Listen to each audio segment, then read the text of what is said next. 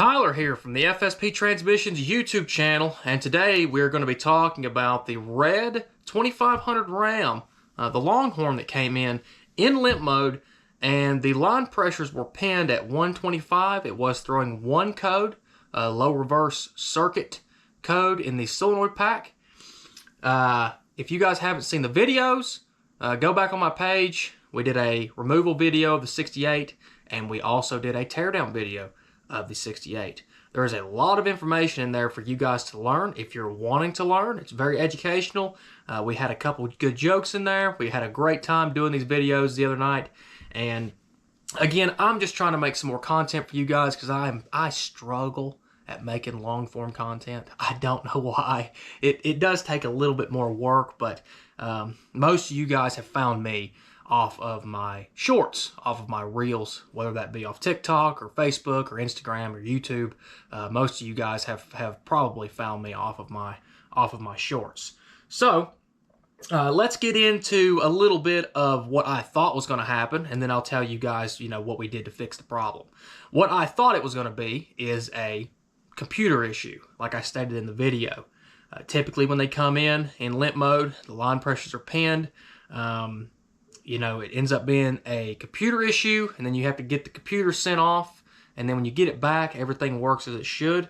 So, typically it's a pretty time-consuming process, and a lot of times when you have to chase a electrical problem, it can cost the customer more money than they're willing to spend, just because you have to take 2, 3, 4, maybe even 10 hours to identify where that electronic problem is coming from, and it can be very, very difficult. So when we took it apart, we found no frictions were burnt. We found nothing was malfunctioning other than the SSV valve was down about 5 points on the vacuum tester. Nothing was out of sorts. Nothing was out of character. Nobody had been in there before. It was all original to the truck. I think the truck had 108,000 miles on it. Nothing crazy at all. But man, I've seen the computers go bad within 150, and I was really, really leaning towards it being a computer issue. So what I did was I went ahead and rebuilt the transmission. I got him a new sprag in the bottom. We put all new frictions in it, all new seals, filters.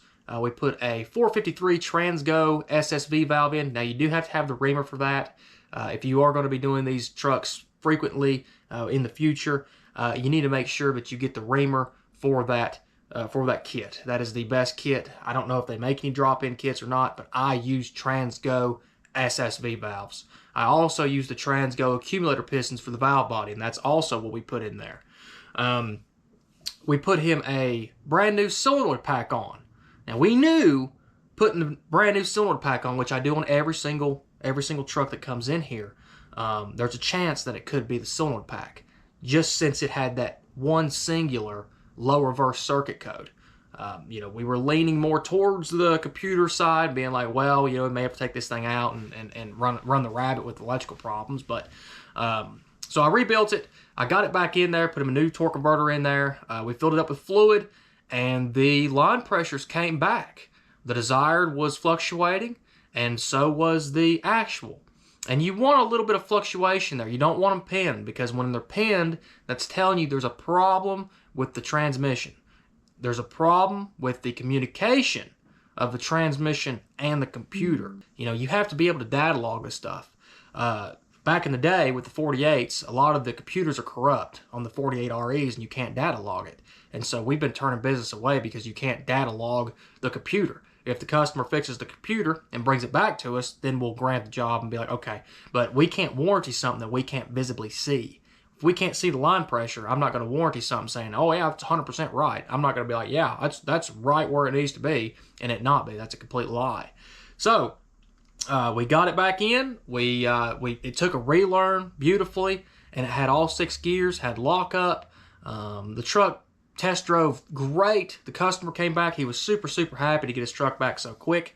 We had this truck in and out within 48 hours, and the customer was super, super happy. So basically, we found out that the solenoid pack was the issue.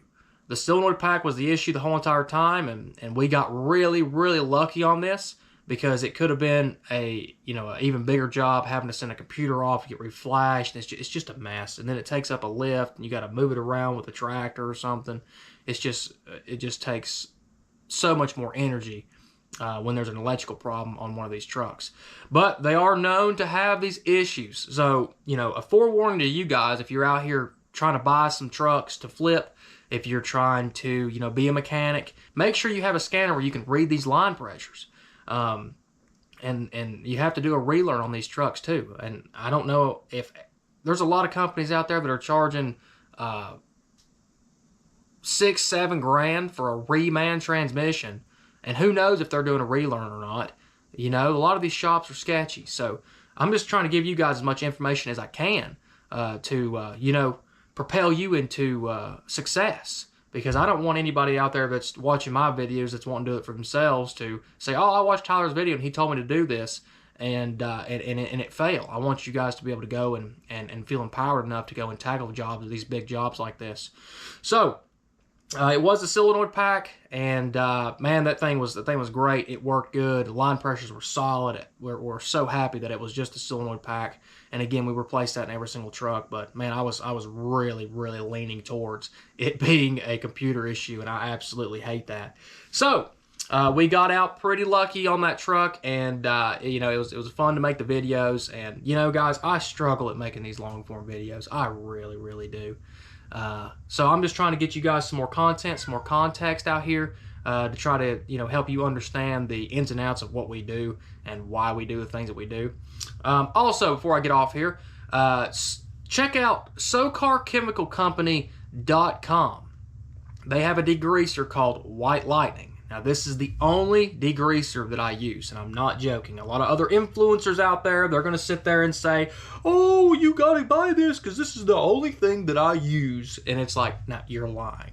You're lying. I know you're lying. Me. It is literally the only thing that I have used for the last 15 years. And even before that, my dad was using it when he was doing this stuff back in the day.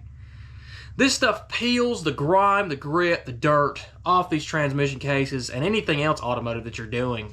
It just melts the dirt off of these, you know, some of these cases are 50 years old.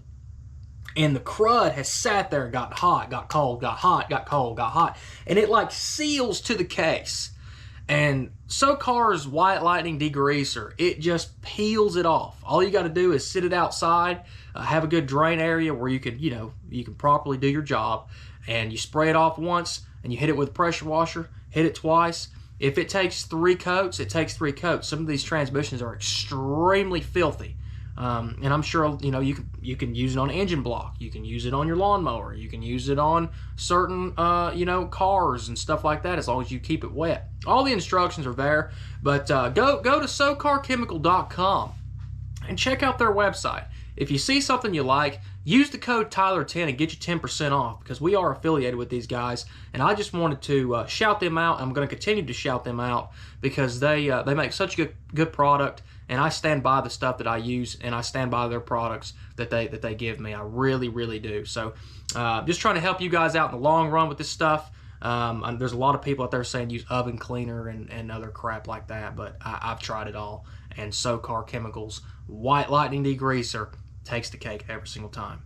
I hope you guys enjoyed this little talk show I had going on, just trying to get you guys some more content. I struggle with making long form content again, like I said before, but we're looking forward to the future. And again, thank you guys so much for 100,000 subs. We really appreciate it. We got our plaque right here. That is super cool.